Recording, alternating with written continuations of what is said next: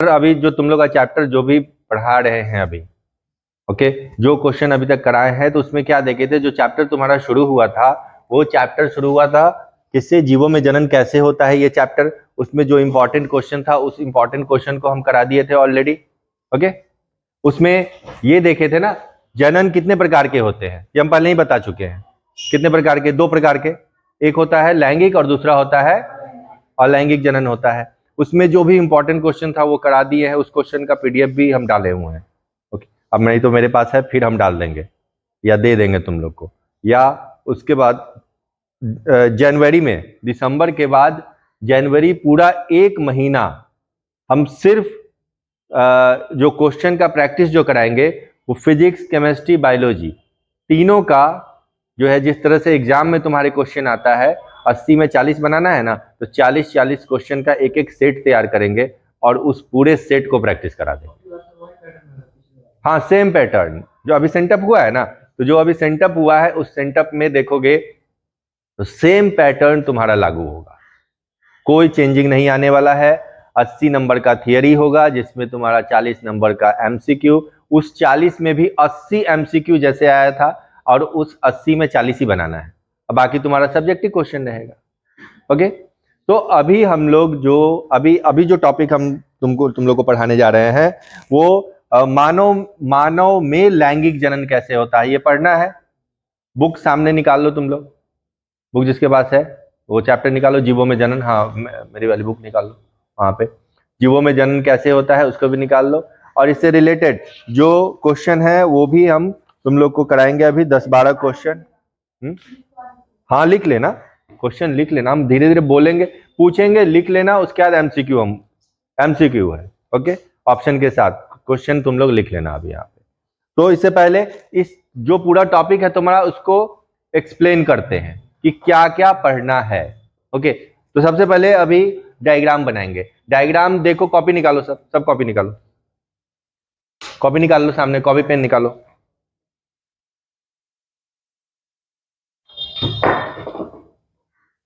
Copy और pen निकालो। जो एनसीईआरटी का तुम्हारा डायग्राम है उसी डायग्राम को हम बनाने जा रहे हैं। ओके, जो एनसीईआरटी में पहला बनाने जा रहे हैं नर जनन अंग, तो उसके बाद मादा जनन अंग। ओके, सॉरी, तुम लोग साथ में बनाओगे जल्दी बन जाएगा।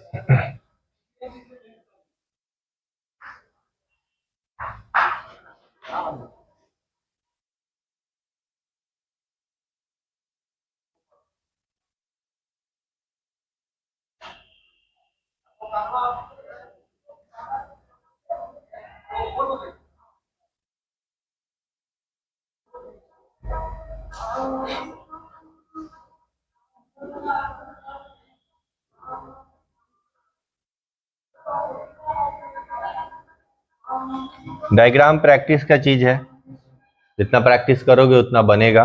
ओके, लेकिन टफ भी नहीं है। ओके,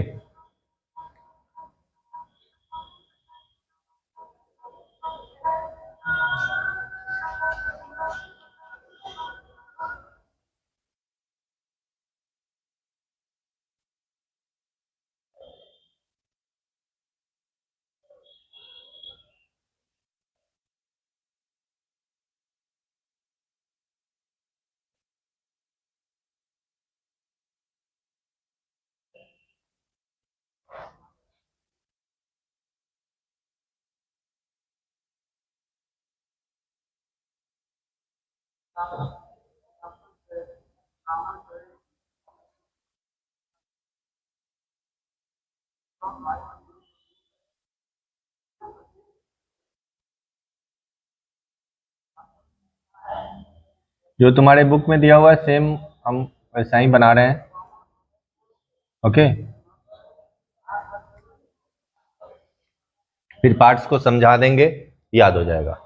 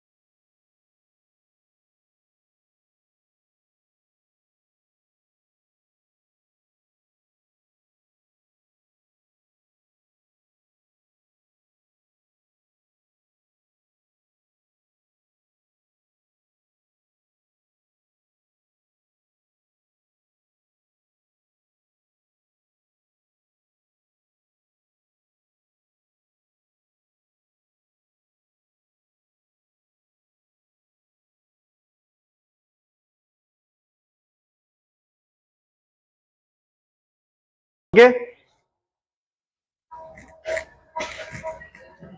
ये वाला डायग्राम मेल रिप्रोडक्टिव ऑर्गन, मानव का जनन तंत्र।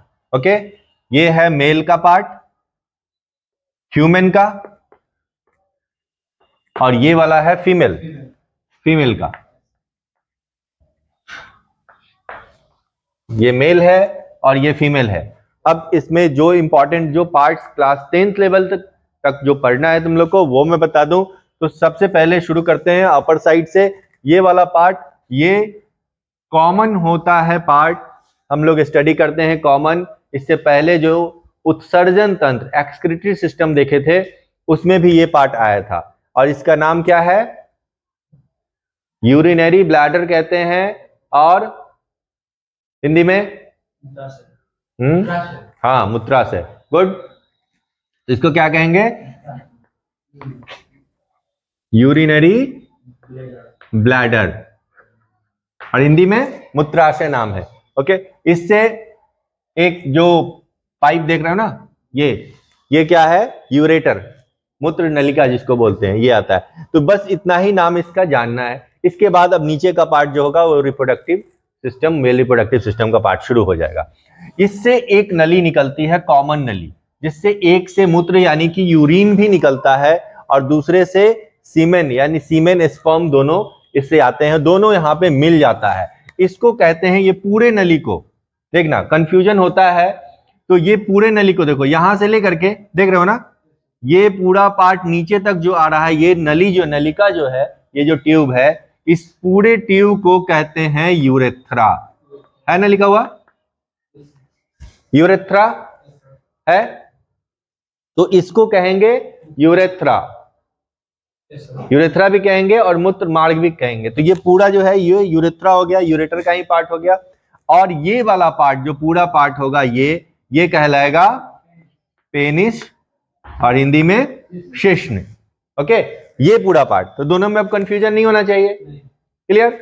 अब इससे जो पार्ट निकलता है, तो यहीं पे कुछ ग्लैंड्स होते हैं, ग्लैंड्स, और उस ग्लैंड्स का नाम देख लोगे तो जो तुम्हारे बुक में जो पढ़ना है वो दो ही ग्लैंड्स का नाम याद रखना है तुम लोग को। एक है ये वाला पार्ट, इसको लिखा हुआ है प्रोस्टेट ग्लैंड, हिंदी इंग्लिश जैसे पढ़ो प्रोस्टेट ही पढ़ोगे। ओके, प्रोस्टेट ग्लैंड हो गया। और ये लिखा हुआ है एक और, सेमिनल ग्लैंड, सेमिनल वेसिकल, है ना? ये वाला पार्ट जो है ये सेमिनल वेसिकल लिखा हुआ है। एनसीईआरटी के बुक में जो है ये वाला डायग्राम छोटा सा यहाँ पे है ना? है, क्लास 12th में देखोगे तो यहाँ पे है, तो नाम एक ही रहेगा, तो कंफ्यूज होने की जरूरत नहीं है। ये वाला पार्ट यहाँ है, उसका नाम क्या लिखा हुआ है? पढ़ो यहाँ, इसके प्रोस्टेट ग्लैंड के एक और ग्लैंड है, क्या लिखा हुआ है नाम? शुक्राशय लिखा हुआ है ना? शुक्राशय, उसको इंग्लिश में कहते हैं सेमिनल वेसिकल। इसी को मैंने यहाँ बना दिया है। दोनों डायग्राम सही है। ओके, 12th में देखोगे तो इधर दिया हुआ है, उससे कोई फर्क नहीं पड़ता है, नाम याद रखना चाहिए। तो इसका नाम शुक्राशय है और इसका नाम सेमिनल वेसिकल है। ओके, सेमिनल वेसिकल कहते हैं। ये एक और ग्लैंड होता है, बल्बो यूरेथ्रल ग्लैंड, इसको अभी नहीं पढ़ना है, इसलिए ज्यादा याद करने की 10th लेवल पे जरूरत नहीं है। ओके, तो ये हो गया। अब इसका सबका एक एक करके हम फंक्शन भी बताएंगे तुम लोग को। पहले और आगे पार्ट्स देख लेते हैं। तो आगे पार्ट्स जो है, इसके बाद ये वाला पार्ट होता है। तो ये कैसा थैले की तरह दिख रहा है ना, थैला की तरह दिख रहा है। तो इसका इधर लिख देते हैं, ये क्या नाम है इसका? वृषण कोश, वृषण कोश कहते हैं, स्क्रोटम कहते हैं। ओके, स्क्रोटम, इंग्लिश में इसको स्क्रोटम और हिंदी में वृषण कोश कहा जाता है। क्लियर? इसके अंदर क्या होता है? वृषण होता है, टेस्टिस होता है। क्या होता है इसके अंदर? टेस्टिस होता है। तो ये डायग्राम समझ गए 10th लेवल पे, इससे ज्यादा एनसीईआरटी में नहीं दिया है, ज्यादा पढ़ना भी नहीं, क्वेश्चन इतना ही से आएगा, तो ज्यादा अभी एक्सप्लेन करने की जरूरत नहीं है। तो अब ये जान गए कि जो मेल रिप्रोडक्टिव ऑर्गन होता है उसमें क्या क्या होता है। तो एक जोड़ी वृषण अगर पूछे तो कितना जोड़ी वृषण होगा? एक जोड़ी वृषण होगा, यानी कि टेस्टिस जो होगा पेयर्ड में होगा, और वह एक ही थैला जैसी स्ट्रक्चर जो संरचना है उसमें वो सिचुएटेड रहता है, पाया जाता है, जिसका नाम क्या है? वृषण कोश, यानी कि स्क्रोटम कहते हैं। क्लियर? स्क्रोटम कहते हैं। अब इसके बाद एक चीज और, अब इसका फंक्शन यहीं पे मैं बता दूं कि इस स्क्रोटम का फंक्शन क्या है। ये पूरा पार्ट शरीर के बाहर रहता है, ये पूरा पार्ट शरीर के बाहर रहता है, हैंगिंग पोजीशन में लटकता हुआ। तो इस पूरे पार्ट, इसका फंक्शन अब देखोगे तो इसका फंक्शन क्या है? इसका फंक्शन है स्पर्म, यानी कि शुक्राणु का निर्माण करना। ओके, इसका फंक्शन क्या है? शुक्राणु का निर्माण करना। और इसमें शुक्राणु का निर्माण होता है, शुक्राणु बनता है, स्पर्म बनता है, और बन करके स्पर्म डक्ट, एक और नाम यहां मैं लिखूंगा, इसका नाम है शुक्राणु वाहिका, जिसको स्पर्म डक्ट बोलते हैं। स्पर्म डक्ट, ये क्या कहलाएगा? स्पर्म डक्ट कहलाएगा। और इसी से शुक्राणु होते हुए ये यहां पे मिलेगा सीमेन से, इससे जो निकलेगा ना, ये दोनों सेमिनल वेसिकल से, तो इसको क्या कहते हैं? शुक्राशय कहते हैं। तो इससे सेमिनल, अब इस शुक्राणु को खाना चाहिए, भोजन चाहिए, तो वो भोजन तैयार करता है ये वाला ग्लैंड। तो समझ गया इसका क्या काम है? इसका काम क्या है? शुक्राणु के लिए भोजन तैयार करना। समझ गया ये? तो इसका दो फंक्शन एग्जाम में यही आता है, इससे ज्यादा नहीं आता है 10th में। तो ये पूछेगा शुक्राशय का क्या काम है, टेस्टिस का क्या काम है, और ये कहाँ पाया जाता है। एक क्वेश्चन और कभी कभी पूछा जाता है कि ये शरीर के बाहर वे क्यों रहता है। अगर ये क्वेश्चन भी आया है कितनी बार कि जो तापमान को कम ज्यादा करने के लिए ये शरीर के बाहर रहता है। ओके, क्योंकि अगर बॉडी का टेम्परेचर, हमारे जो बॉडी का, शरीर का जो तापमान है, उससे 2 डिग्री कम इसका तापमान मिलेगा। अगर बॉडी का टेम्परेचर 98 डिग्री फ़ारेनहाइट है, जो ऑप्टिमम होता है 98.4, तो इसका टेम्परेचर कितना मिलेगा तुमको? 96। तापमान बढ़ जाएगा तो भी इसका तापमान घट जाएगा। ओके, तो अकॉर्डिंग टू सीजन ये इसका तापमान बढ़ते घटते रहता है। ठंड में जो है वो शरीर के ऊपर चला आता है, गर्मी में नीचे चला जाता है। ओके, तो ये इसमें मूवमेंट होते रहता है। क्यों? क्योंकि स्पर्मेटोजेनेसिस जो है, जो स्पर्म का जो फॉर्मेशन है, वो लगातार हमारे शरीर में बनता रहे। क्लियर? तो इसका फंक्शन भी होगा, ये समझ गए, इसमें कोई डाउट नहीं है।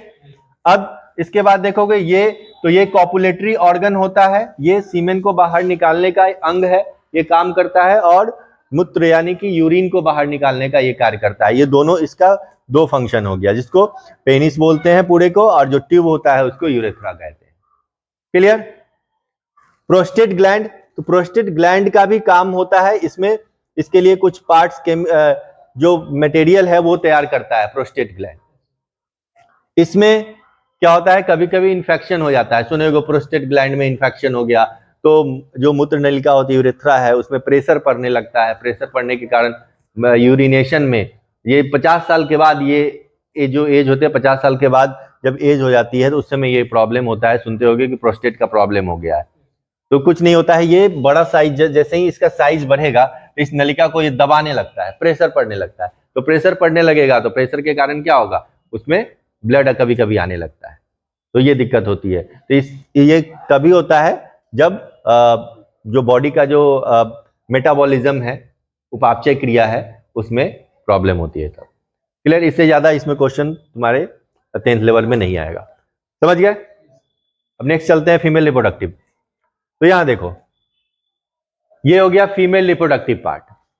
कॉम्प्लेक्सिटी उससे ज्यादा होती है, इसमें जटिलता जो है वह ज्यादा होती है फीमेल रिप्रोडक्टिव पार्ट में, क्योंकि इसमें एक एक्स्ट्रा वर्क बढ़ जाता है, और वो वर्क होता है प्रेगनेंसी का। ओके, तो प्रेगनेंसी का वर्क होता है, ये दोनों जो ऑर्गन है, और दोनों में स्पर्म का बनना, इसमें ओवम का बनना, यानी कि इसमें शुक्राणु का बनना और इसमें अंडाणु का बनना जो है, एक सर्टेन एज में शुरू हो जाता है, और वह एज क्या कहलाता है? किशोरावस्था। गुड, तो वह एज क्या कहलाएगा? किशोरावस्था कहलाएगा। क्लास इसमें 8 में जो है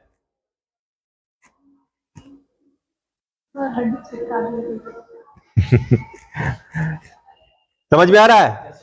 तो बता रहे थे कि शुक्राणु मेल में बनता है, अंडाणु फीमेल में बनता है। यह एक सर्टेन एज में, दोनों मेल एंड फीमेल में, दोनों के सर्टेन एज में ये जो है वो शुरू हो जाता है बनना, और वह एज कहलाता है किशोरावस्था। क्लास 8 में चैप्टर का नाम था किशोरावस्था की ओर, टुवर्ड्स एडोलेसेंस। ओके, ये चैप्टर ही पढ़ना था। तो इसमें देखते होगे कि कुछ जो चेंजेस आते हैं वो मतलब मार्केबल चेंजेस आते हैं, यानी कि देखने वाला चेंजेस आता है। जैसे ऑलरेडी अभी तुम लोग में भी किशोरावस्था ही चल रहा है, अभी तुम लोग एडल्ट में गए नहीं हो, तो इसमें क्या, इसमें जैसे देखो सामने देखो दाढ़ी मोछ हल्का हल्का आना शुरू हो गया, और ये दाढ़ी मोछ अजीब सा लगता है, थोड़ा लगता है ना, जब तक पूरी तरह से दाढ़ी नहीं आएगी, बियर्ड नहीं आएगी तो अजीब सा लगेगा। तो ट्रिमिंग वगैरह करना शुरू कर दियो क्या? ट्रिम करना अभी नहीं करना। तो ये पहचान है, लड़कों में ये पहचान होती है कि देखो हल्का फुल्का दाढ़ी आना, यानी कि रोम, उसको रोम कहते हैं, उस तरह से दाढ़ी आना। और लड़कियों में भी देखोगे तो लड़कियों में भी चेंजेस आते हैं, बॉडी में बहुत सारे चेंजेस आते हैं। तो ये किशोरा अवस्था की ओर जैसे ही बढ़ोगे तो ये, तो इसी समय से लड़कों में 13 से 15 साल, लड़कों में जो एज होता है इसकी शुरुआत जो होती है वो 13 से 15 साल के बीच में ये शुरुआत हो जाती है शुक्राणु का बनना, यानी कि स्पर्मेटोजेनेसिस होना शुरू हो जाता है। लड़कियों में अब 10 साल से भी शुरू हो जा रहा है, लेकिन जनरली 11 साल, 12 साल, 13 साल तक मैक्सिमम उसी समय ये शुरू हो जाता है। ओके, जिसमें अंडाणु का बनना शुरू हो जाता है। तो इसमें ये समझ गए, तो ये कुछ पहचान होते हैं। अब यहाँ पे इससे पहले वाले चैप्टर में ये किस हार्मोन के कारण होता है वो मैंने बताया है तुम लोगों को, नियंत्रण एवं समन्वय में। तो लड़कों में ये जो चेंजेस आते हैं वो किस हार्मोन के कारण आता है? लड़कों में ये चेंजेस, दाढ़ी मोछ का आना किशोरावस्था में, आवाज मोटा होना, जो वोकल कॉर्ड है ये मोटा होने लगता है, ये किस हार्मोन के कारण होता है? या टेस्टोस्टेरोन के कारण होता है। और लड़कियों में ये चेंजेस किस हार्मोन के कारण आता है बताओ? एस्ट्रोजन। ओके, याद रखना ये क्वेश्चन अभी हम लिखवाएंगे, भी क्वेश्चन बनाया है इससे। तो लड़कियों में ये जो चेंजेस आता है वो एस्ट्रोजन के कारण आता है, लड़का में जो चेंजिंग आता है वो टेस्टोस्टेरोन के कारण आता है। ओके, तो लड़कों में ये शुरू हो जाता है शुक्राणु का बनना, और लड़कियों में जो है ये एस्ट्रोजन के कारण मेंस शुरू हो जाता है, मेंस्ट्रुअल साइकिल शुरू हो जाती है। ओके, तो चलो अब इसका डिटेल यहां अब हम लोग इसको पढ़ते हैं। तो सबसे पहला ये जो देख रहे हो बड़ा सा पार्ट, ये वाला पार्ट क्या कहलाता है?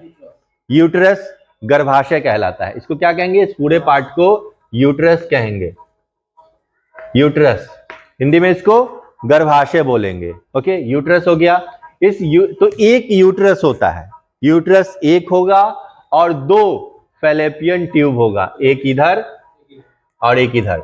Okay, fallopian tube. Fallopian tube को इंग्लिश में ही नाम याद रखो, दोनों लिखा हुआ है ऑप्शन, इंग्लिश में ही जल्दी नाम याद होगा। तो फैलोपियन ट्यूब ये और इधर दोनों, तो एक पेयर फैलोपियन ट्यूब होता है। ओके, अब ये देख रहे हो, ये जो इसके साथ जुड़ा हुआ यूट्रस के बाहरी दीवार के साथ जुड़ा हुआ दिख रहा है, ये क्या है? अंडाशय, ओवरी है, ओवरी। ओके, और ये क्या है? ग्रीवा, सर्विक्स, और ये है योनि, वेजाइना। ओके, तो ये पार्ट पढ़ना है। अब देखो यहां पे थोड़ा सा 2 पार्ट में बता देता हूं तुम लोग को। और ये फूला हुआ पार्ट देख रहे हो ना, ये फूला हुआ पार्ट, इसको कहते हैं एम्पुला। एम्पुला, जिसको नाम याद रखना होगा रख लेना। ओके, ये एम्पुला कहते हैं। और यहां देखो फिंगर की तरह दिखाई देता है, फिंगर की तरह, इसको फिम्बरी बोलते हैं, फिम्बरी। मैंने 2 पार्ट एक्स्ट्रा लिखा है, तुम लोग अपने डायग्राम में ऐड कर लेना। क्यों? क्योंकि इसके आगे जो हम एक्सप्लेन करेंगे उसमें इसके बात होगी। तो अब यहाँ पे, अब ये दोनों स्ट्रक्चर समझ गए, उसके नाम समझ गए, इसका फंक्शन कंप्लीट हो गया। इसमें आते हैं अब हम लोग। तो लड़कियों में जो फीमेल बॉडी में जब मेंस की शुरुआत होगी तो उस समय किशोरा अवस्था शुरू हो जाती है। ओके, किशोरा अवस्था शुरू हो जाती है। और ये जो पार्ट होता है, जो पहला पार्ट होता है, उसको मेनार्क कहते हैं। एक नाम याद रखना, मेनार्क। ओके, मेनार्क बोलते हैं जब फर्स्ट पीरियड होता है तो। ओके, अब इसमें इसका क्या काम है, गर्भाशय का क्या काम है? तो गर्भाशय मेनली जब मेंस्ट्रुअल साइकिल शुरू होता है हर महीने में। एक क्वेश्चन ये भी आया हुआ है कि मादा में यानी कि फीमेल में मेंस्ट्रुअल साइकिल का काल कितने दिनों का होता है, यानी कि कितने समय का होता है? 28 दिन। ये भी क्वेश्चन पूछा है, और ये क्वेश्चन तुम्हारे 12th में भी पूछता है, 10th में भी पूछता है, होम साइंस में भी पूछता है। तीनों तुम्हारे सब्जेक्ट में ही आता है। ओके, तो ये क्वेश्चन भी रहेगा। और एक और क्वेश्चन इससे रिलेटेड है कि जब मेंस्ट्रुअल साइकिल शुरू होगा तो वो एस्ट्रोजन शुरू कराता है, एस्ट्रोजन हार्मोन। और मेंस्ट्रुअल साइकिल, यहां पे मैं बता दूं तुम्हें,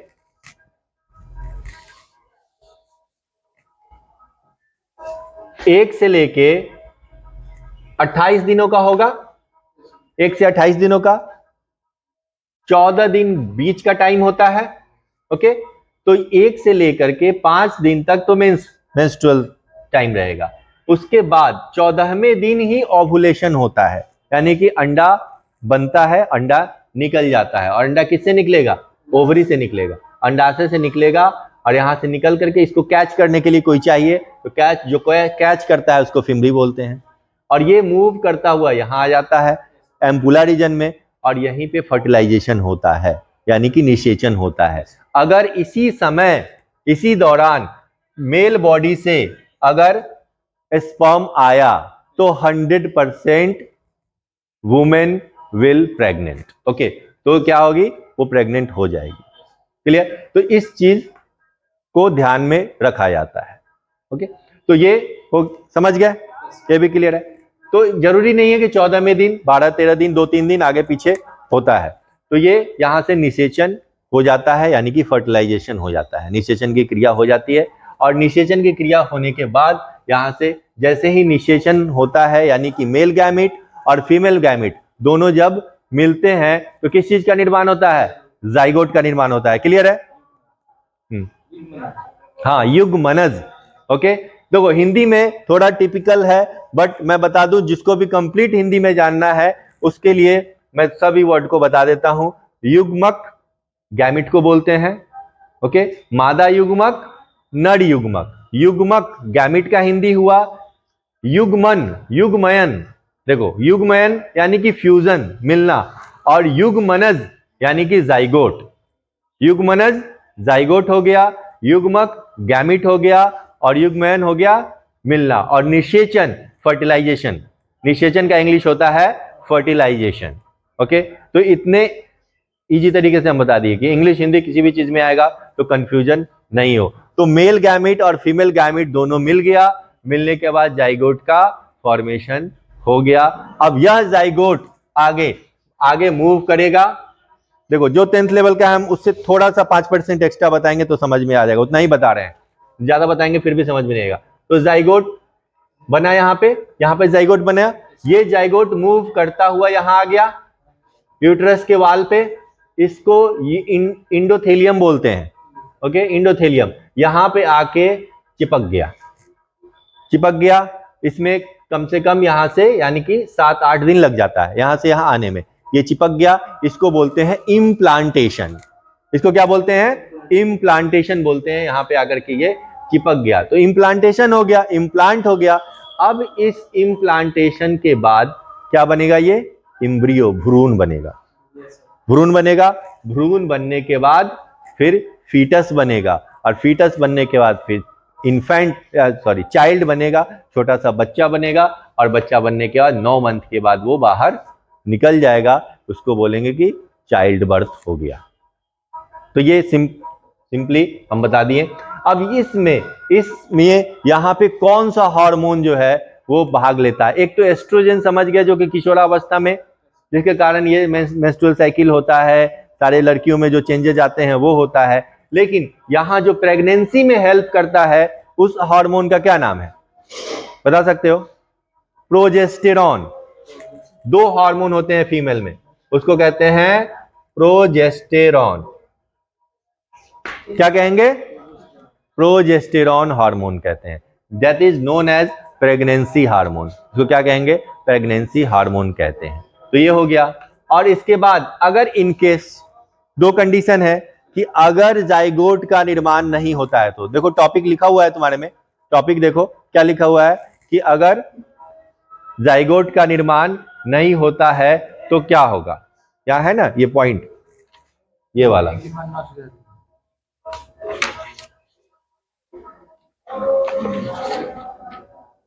क्या होता है जब अंड का निषेचन नहीं होता है, ये टॉपिक है। क्या होता है जब अंड का निषेचन नहीं होता है, कि क्या होगा जब फर्टिलाइजेशन नहीं होगा, यानी कि यहाँ पे स्पर्म नहीं आया।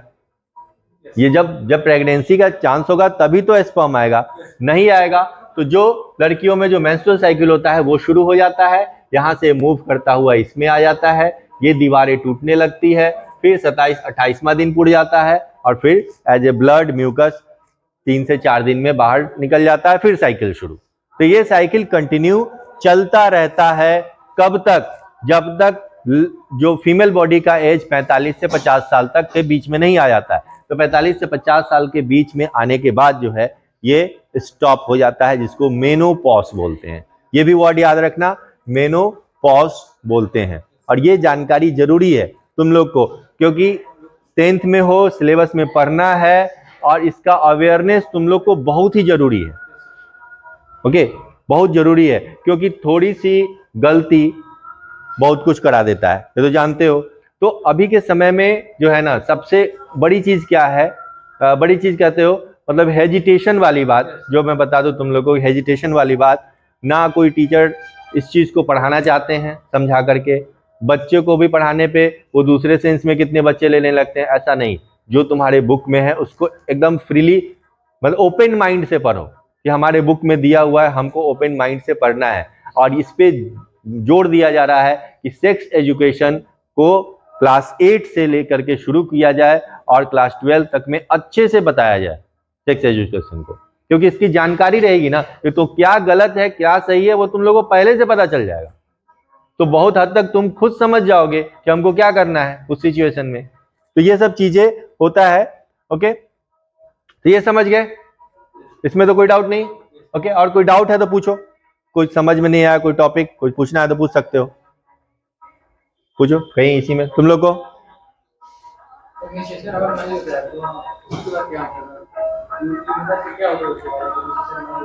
हाँ, तो अभी बताया ना, देखो जैसे ही निषेचन जब नहीं होगा, फर्टिलाइजेशन जब नहीं होगा, तो ये अंडा तो ऑलरेडी यहाँ पे है, तो ये एक दिन इसकी जो लाइफ होती है वो 24 घंटे, 24 से 48 घंटे बहुत हुआ, 24 से 48 घंटे तक ये वेट करता है स्पर्म का। नहीं आया तो यहाँ से मूव करता हुआ फिर यहाँ आ जाएगा ये।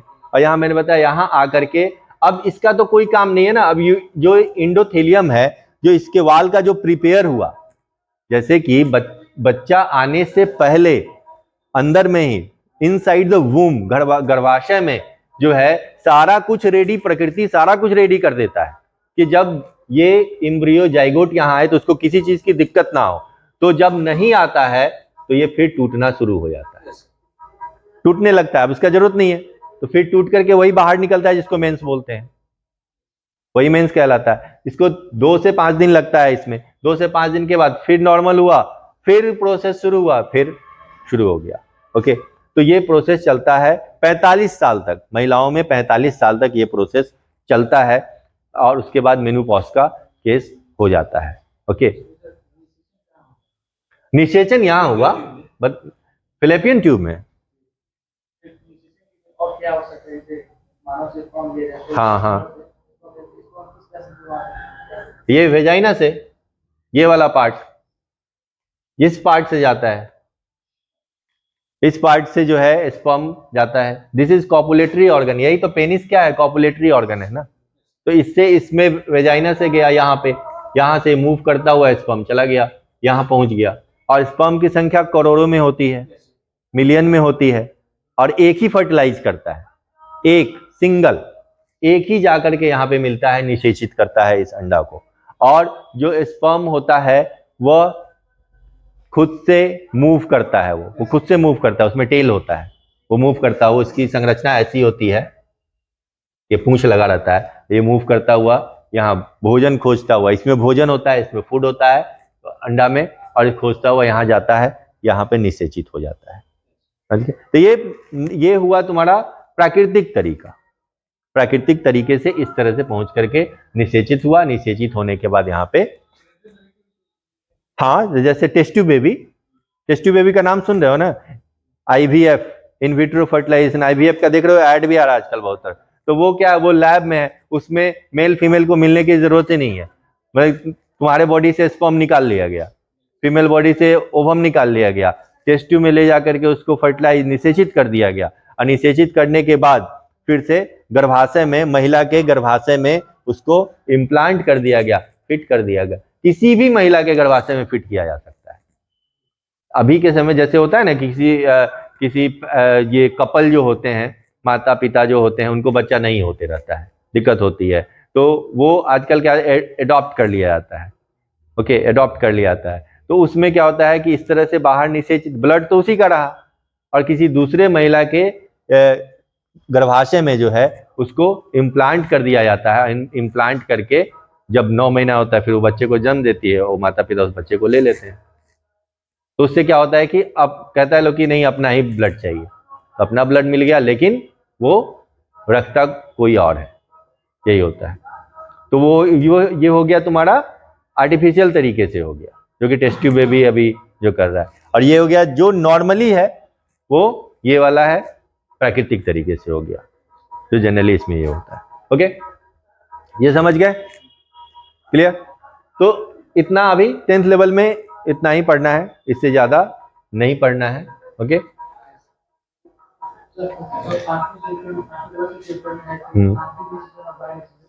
हाँ हाँ, वो भी इसमें भी एक लाइन है, चलो ये पूछ लिए क्वेश्चन। तो आंतरिक निषेचन और बाह्य निषेचन, अगर जाइगोट का बनना शरीर के बाहर होता है तो बाह्य निषेचन, जैसे मछली हो गया, मेढक हो गया, बस 2 नाम याद रखना, मछली और मेढक में बाह्य निषेचन होता है, मछली और मेढक में, और बाकी जितने भी बच गए उन सभी में क्या होता है, आंतरिक निषेचन होता है, इंटरनल फर्टिलाइजेशन होता है। जैसे हम लोग जो है वो भी इंटरनल फर्टिलाइजेशन, उसके बाद पक्षी हो गया इंटरनल फर्टिलाइजेशन, क्रोकोडाइल हो गया इंटरनल फर्टिलाइजेशन, अंडा दे रहा है लेकिन फिर भी वो क्या है, इंटरनल फर्टिलाइजेशन हो रहा है, यानी कि जाइगोट अंदर बन रहा है। सिर्फ मछली और जो मेढक है उसमें बाह्य निषेचन होता है। क्लियर? और कोई डाउट नहीं ना? तो अब क्वेश्चन करें क्या? ऑलमोस्ट लगभग सारा टॉपिक तो बता ही दिए हैं, और बीच में जैसे क्वेश्चन के बीच में क्वेश्चन आएगा, कोई अगर कोई पॉइंट, कोई टॉपिक छूटा होगा तो हम वहीं पे इसमें एक्सप्लेन कर देंगे। ओके, तो चलो शुरू करते हैं अब क्वेश्चन सेशन। क्वेश्चन लिखना होगा तो लिख लेना तुम लोग। चलो, पहला क्वेश्चन इस टॉपिक से, इस दोनों टॉपिक से जो पहला क्वेश्चन है, किशोरा अवस्था की वह अवधि, क्वेश्चन सुनना, किशोरा अवस्था की वह अवधि जिसमें शरीर की सामान्य वृद्धि दर धीमी होनी शुरू हो जाती है। ओके, किशोरा अवस्था की, क्वेश्चन सुनो गौर से, किशोरा अवस्था की वह अवधि जिसमें शरीर की सामान्य वृद्धि दर धीमी होनी शुरू हो जाती है तथा जनन उत्तक परिपक्व होना प्रारंभ होने लगता है, कहलाता है। रजोधर्म, वृद्धि, यौवनारंभ, वयस्क। यौवनारंभ ना, क्वेश्चन सिंपल है। क्वेश्चन कह रहा है कि किशोरावस्था की वह अवधि जिसमें शरीर की समान वृद्धि दर, जब यौवना आरंभ होगा तो शरीर का जो समान वृद्धि दर है ना वो घट जाता है। तुम्हारी लंबाई जो है ना, जैसे अभी तुम जिस एज में हो, किशोरावस्था में आ गए, तो किशोरावस्था में आने से पहले तुम लोगों की लंबाई, लड़का हो या लड़की हो, 90% तक बढ़ जाती है, और उसके बाद जनन उत्तक परिपक्व होना शुरू हो जाता है, तब जाकर के ये स्पर्म बनता है। तो यौवना आरंभ में ये चीजें होती है ना। Okay, next question.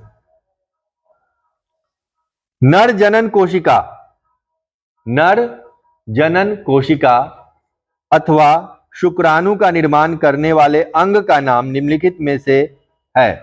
नर जनन कोशिका अथवा शुक्राणु का निर्माण करने वाले अंग का नाम निम्नलिखित में से है। वृषण, शिश्न, शुक्राशय, मूत्राशय। वृषण सिंपल है। नेक्स्ट, मादा जनन कोशिका अथवा अंड कोशिका का निर्माण निम्नलिखित में से किसमें होता है? ये तो याद ही है, अंडाशय, फेलोपियन ट्यूब, गर्भाशय, ग्रीवा। मादा जनन कोशिका अथवा अंड कोशिका का निर्माण निम्नलिखित में से किसमें होता है? अंडाशय में, ओवरी में। अभी बताएं, ये वाला डायग्राम है, देख लो, ओवरी में होगा। नेक्स्ट क्वेश्चन है, मां के शरीर में गर्भ को विकसित होने में लगभग कितना समय लगता है? 9 महीना, 270 दिन, याद रखना। मां के रुधिर में, ये क्वेश्चन आया है, मतलब कम पूछता है लेकिन पूछेगा तो थोड़ा सा टिपिकल है, दिया हुआ है तुम्हारे बुक में। मां के रुधिर से भ्रूण को पोषण प्रदान कराने वाले विशेष संरचना जिसका आकार तस्तरी नुमा होता है निम्नलिखित में से कहलाता है। गर्भाशय, प्लेसेंटा, अंडाशय, ग्रीवा। क्या होगा? प्लेसेंटा। ओके, इसको कहेंगे प्लेसेंटा। प्लेसेंटा का आवरण रहता है जिससे जो है वो खाना मिलता है, जो फीटस होता है अंदर में गर्भाशय में, उसी से उसको खाना मिलता है। जितने भी अवशिष्ट पदार्थ है वो बाहर भी आता है उसी से, सांस भी उसी से लेता है, और उसके साथ साथ जुड़ा रहता है नाभि कोश, नाभि रज्जु, कोश नहीं, नाभि रज्जु, जिसको अम्बिलिकल कॉर्ड बोलते हैं। बच्चा जब जन्म लेता है, जन्म लेने के बाद उसका क्या काटते हैं? नाभि रज्जु, उसको कहते हैं नाभि रज्जु हिंदी में, और अम्बिलिकल कॉर्ड काट के बाहर कर देते हैं। उससे वो जुड़ा रहता है, उससे सारा ब्लड का कनेक्शन उसी से जाते रहता है। ओके, नेक्स्ट क्वेश्चन, निम्न में से कौन मानव में मादा जनन तंत्र का भाग नहीं है? नहीं है, ध्यान देना कि जो अभी ऑप्शन देंगे वो मादा जनन अंग तंत्र का भाग नहीं होगा, वो पहचानना है। ऑप्शन है अंडाशय, गर्भाशय, शुक्रवाहिका, डिंबवाहिनी। शुक्रवाहिका ये मेल में है, शुक्रवाहिका, वाहिका ये स्पर्म डक्ट। ओके, इसको कहते हैं। अंडाणु का निषेचन होता है अंडाशय में, फेलोपियन ट्यूब में, गर्भाशय में, ग्रीवा में। कहां होगा? अंडाणु का निषेचन फेलोपियन ट्यूब में होगा ना, अभी बताया, फेलोपियन ट्यूब में, एम्पुला रीजन में, बस ये वाला पार्ट। नेक्स्ट क्वेश्चन, भ्रूण मां के शरीर से जुड़ा रहता है, ये अभी आंसर मैंने बता ही दिया इसका। प्लेसेंटा द्वारा, नाभि रज्जु द्वारा, दोनों द्वारा, कोई नहीं। क्या होगा? थोड़ा सा घुमाते हैं क्वेश्चन, फंस जाते हो। भ्रूण मां के शरीर से जुड़ा रहता है प्लेसेंटा द्वारा, क्वेश्चन आराम से सुनो, प्लेसेंटा द्वारा, नाभि रज्जु द्वारा, दोनों द्वारा, कोई नहीं। दोनों द्वारा होगा ना, तो वही तो देखो, थोड़ा सा आ सकता है, थोड़ा सा क्वेश्चन चेंज करके, तो दोनों रहे तो दोनों लिखना, प्लेसेंटा और नाभि रज्जु दोनों के द्वारा होता है। जब डीएनए की नई प्रतिकृति कोशिकीय संगठन के साथ समायोजित नहीं हो पाती है, ये तुम्हारा फर्स्ट पैराग्राफ का ये क्वेश्चन है। जब डीएनए की नई प्रतिकृति कोशिकीय संगठन के साथ समायोजित नहीं हो पाती है तब कोशिका विभाजन होता है, कोशिका विभाजन नहीं होता है, नई प्रतिकृति नष्ट हो जाती है, कोशिका मर जाती है। क्या होगा? हाँ, कोशिका मर जाती है। जब डीएनए बनता है ना, और डीएनए की प्रतिकृति यानी कि जब ब्लूप्रिंट बनता है, तो ब्लूप्रिंट, अगर वो ब्लूप्रिंट कोशिका के साथ मैच नहीं किया, सिंपल, कोशिका के साथ मैच नहीं किया, तो वो क्या होगा? वो कोशिका ही मर जाती है। ये है कहने का क्वेश्चन। ओके, मतलब ये हुआ। चलो 2-3 क्वेश्चन और है। आनुवांशिक गुणों का संदेश संचित होता है, आनुवांशिक यानी कि जेनेटिक जो कैरेक्टर होते हैं, जो जेनेटिक कैरेक्टर, वो संचित होता है डीएनए अणुओं में, जीव द्रव में, तंत्रिका में, मस्तिष्क में।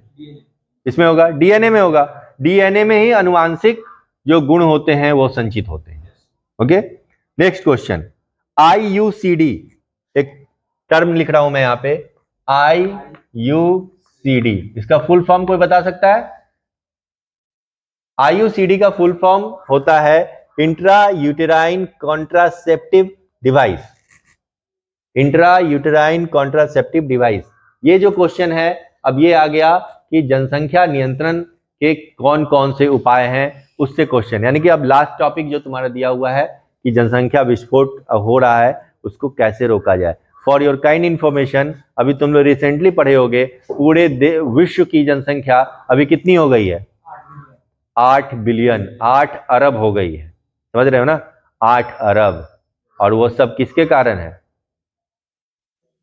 जो चैप्टर पढ़ रहे हो अभी, जनन के कारण ही ना हो रहा है, रिप्रोडक्शन कर रहा है सब, तो जनसंख्या बढ़ा रहा है, तो इसको रोकथाम के लिए भी तो उपाय है।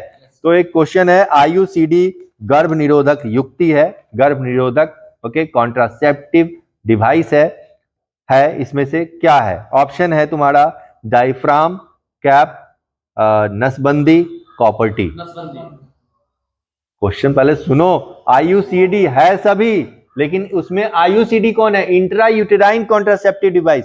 इंट्रा यूटेराइन, इस वर्ड को समझो, थोड़ा सा इंग्लिश में मैं समझा दे रहा हूं।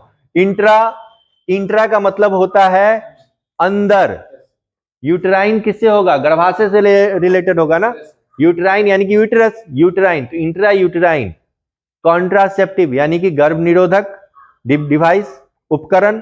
तो ऐसा उसके अंदर वैसे उपकरण आते हैं जो इसके अंदर फिट किया जाए, तो इसके अंदर फिट करने वाला ऑप्शन क्या हो जाएगा? कॉपर टी हो जाएगा ना, कॉपर टी। तो ऐसे क्वेश्चन है तो सभी, डायफ्राम भी यूज होता है, कैप भी यूज होता है, नसबंदी भी गर्भ निरोधक की ही युक्ति है, बट उसमें IUCD कौन होगा? तो कॉपर टी। ये क्वेश्चन मुझे लगता है 10 बार पूछा होगा अभी तक, ये क्वेश्चन आता ही है। और इसमें यूटेराइन, इसमें जो है इस तरह से फिट कर दिया जाता है, यहाँ पे ऐसे, ये कॉपर का बना रहता है, इसमें एक धागा लगा रहता है ऐसे, बट ये कभी कभी नुकसानदेह पेन किलर कहते हैं, पेन भी देता है, ये दर्द भी देता है। ओके, तो ये डिवाइसेस इसमें यूज किया, अब तो नहीं यूज होता है ये सब चीज, अब तो ओल्ड हो गया। ओके, नेक्स्ट क्वेश्चन, यौन प्रदत्त वायरल बीमारी निम्नलिखित में से कौन है? यौन प्रदत्त वायरल बीमारी, तो वायरल कौन होगा? जो वायरस से होगा, एड्स है, सभी जानते हैं। अगर यहां पे अब एक साल क्वेश्चन चेंज कर दिया, पूछा कि यौन प्रदत्त, ओके, बैक्टीरियल यानी कोई जीवाणु जनित बीमारी कौन सा है, तो वायरस से पूछेगा, वायरल पूछेगा, वायरस से, विषाणु से पूछेगा तो एड्स, अजीवाणु से पूछेगा तो यौन प्रदत्त। हमारे बुक में नाम दिया हुआ है gonorrhoea and syphilis, gonorrhoea and syphilis, ये नाम याद रखना, ये बैक्टीरिया से होता है, और जो एड्स होता है वो एड्स एंड वॉट, ये जो होता है ये वायरस से होता है। क्लियर? एक और क्वेश्चन है, शुक्र वाहिका का नली के छोटे से भाग को शल्य क्रिया द्वारा काट कर हटाने की क्रिया कहलाती है, तो कौन सा? शुक्र वाहिका पूछ रहा है, अगर इसमें इसको काट करके बांध दिया जाए तो क्या कहलाएगा? नसबंदी, इसको कहते हैं ट्यूबेक्टोमी, ट्यूबेक्टोमी। और जो फैमिली प्लानिंग जो महिलाओं में होता है उसको क्या कहते हैं? उसमें फेलोपियन ट्यूब, ये वाला पार्ट को काट के जोड़ा जाता है दोनों साइड से, हाँ, सर्जिकल द्वारा, जिसका इसको, सॉरी, अभी एक इसको बोलेंगे वैसेक्टोमी और इसको बोलेंगे ट्यूबेक्टोमी। ओके, तो ये कहलाएगा वैसेक्टोमी क्योंकि वैस डिफरेंस को काटते हैं, और ये कहलाएगा ट्यूबेक्टोमी कहलाएगा। ये दोनों शल्य क्रिया के द्वारा किया जाता है, जिसमें ये सभी क्या है? गर्भ निरोधक युक्तियां हैं, हाँ, तो उसको कहते हैं ना, जैसे नसबंदी जो बोल रहे हो, नसबंदी, इसमें वैसेक्टोमी और उसमें बोलते हैं ट्यूबेक्टोमी बोलते हैं।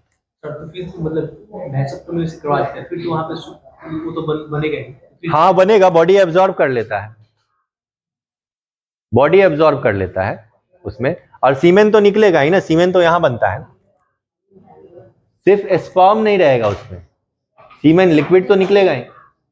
ये वाला, इसमें इससे स्पर्म बनता है, लिक्विड पार्ट यहाँ बनता है। हाँ ये देता है, तो ये बॉडी एब्जॉर्ब कर लेता है, इसी में बनेगा, इसी में वो डेड होकर के बॉडी एब्जॉर्ब कर लेता है इसको, इसकी जरूरत नहीं होती है। ओके, और यहाँ बनता है लिक्विड। यहाँ इसमें और होता है, सर्टोली सेल होता है, वो 12th में पढ़ना है। कुछ यहाँ भी बनता है, यहाँ भी बनता है, दोनों मिक्स होता है, दोनों। सिर्फ ये नहीं कि सिर्फ यहीं पे बनेगा, यहाँ भी सर्टोली सेल होता है। 12th में जब पढ़ोगे तो इसका एक्सप्लेनेशन और भी अच्छे से, एक एक पार्ट को अच्छे से पढ़ना है। तो ये इंपॉर्टेंट क्वेश्चन, इससे ज्यादा मुझे नहीं लगता है कि इससे ज्यादा क्वेश्चन आएगा। जितना इंपॉर्टेंट क्वेश्चन था इस टॉपिक में मैंने बता दिया तुम लोगों को। और ये चैप्टर कंप्लीट, इस चैप्टर का जितना भी क्वेश्चन था करा दिए हैं। जो भी डाउट होगा वो फिर हम लोग नेक्स्ट क्लास में कर लेंगे। ओके, समझ में आ गया? क्योंकि एक दिन अब हो गया, इतना क्वेश्चन सफिशिएंट है। पढ़ो, जाकर के बुक को पढ़ो, समय है अभी। ये नहीं समझो कि समय नहीं है, कम समय बचा हुआ है, ऐसा बिल्कुल नहीं सोचो। टाइम है तुम लोग के पास, थोड़ा टाइम दे करके अच्छे से पढ़ो।